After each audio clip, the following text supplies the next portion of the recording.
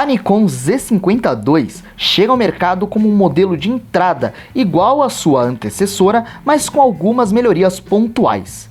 Ela se mantém como uma câmera de sensor APS-C de 20.9 megapixels e obturador de 110 fotos por segundo. Ela utiliza o processador XP7, que é o mais moderno da Nikon, o que torna o desempenho e qualidade da imagem melhor em relação ao seu modelo anterior. E uma das principais novidades da Z50 II é o botão Picture Control, que é responsável por permitir a alternação rápida entre pré-definições de imagens personalizáveis. A Nikon Z50 II também recebeu algumas melhorias na gravação de vídeo. Agora ela é capaz de gravar 4K ou HD até 30 frames por segundo, com sobreamostragem de 5,6K, além também de suportar gravações em log 10 bits.